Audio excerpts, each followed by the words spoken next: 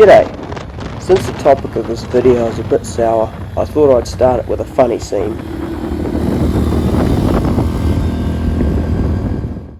As you no doubt saw from the video thumbnail, Doc is attempting to remove all of the huts from the 42nd Traverse and the Tongariro Forest. This is simply wrong and there is absolutely no reason for them to do so. First off, I'd like to apologise to the owners of the more secretive huts for showing photos of their buildings online. Rest assured, I did not leave any hints of their whereabouts, nor will I ever share their locations with anyone.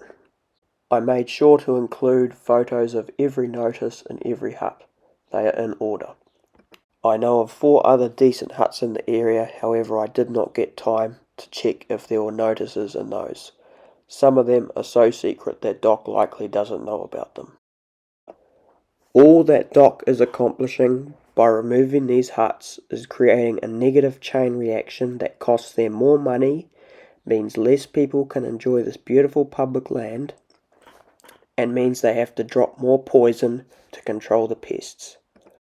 Keep in mind that a lot of these huts cannot be accessed with a side-by-side. So they will have to use a helicopter to remove a lot of the materials since it's the dry season and they won't be able to burn them, which means that it will likely cost tens of thousands, if not hundreds of thousands of dollars to remove these huts. Meanwhile, Doc is using their lack of funding as an excuse not to fix the big slip. At the same time, the main track is in the worst condition I've seen it in a long time. So why are they wasting their money on pulling down hunters' huts that are not doing any damage whatsoever? The list of benefits for these huts is massive. For example, hikers and cyclists go through the 42nd Traverse regularly. What happens if they can't make it in a day? They can simply stay in one of the well-known huts on the side of the track. Most of them have clean drinking water and a fireplace. Some might argue that these people can stay in the Doc-maintained 10-man hut, but that's at least a 5-kilometre detour from the 42nd Traverse main track. The 10-man hut is the only Doc-maintained hut in the entire Tongariro Forest, and it was originally a hunter's hut just like any other. The only difference is that it has a Doc sign outside of it. I know of at least 4 huts, privately owned huts, that are better than the 10-man hut, and tidier. I can understand pulling down an old tarp hut with beer cans scattered around everywhere, but what possible reason could they have to remove huts like this one? The bush is a dangerous place, and anyone in there can get injured at any time. Keep in mind that a lot of places in there don't have cell service. So if you do get injured and you don't have an EPIRB, you will most likely be staying in one of the huts. The huts are a safe place where anyone can stay if need be. The alternative is to stay under a log and get hypothermia. Another reason why the huts are beneficial. Doc wants to keep pest numbers in check. That includes deer, pigs, goats, rabbits and possums.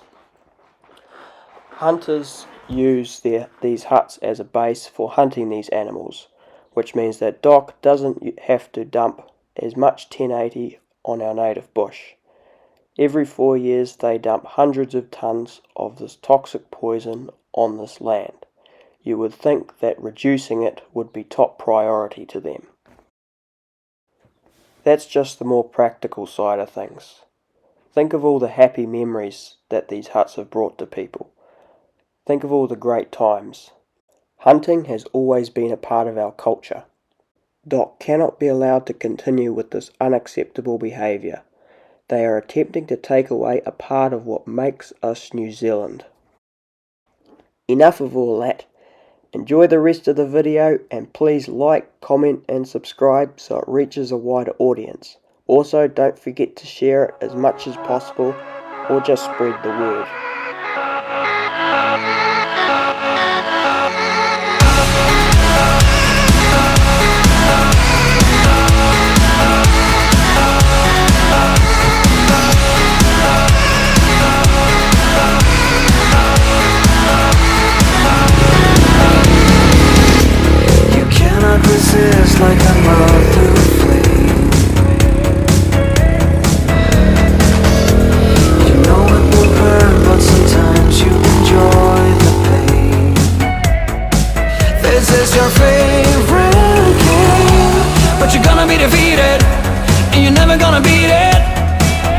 controls your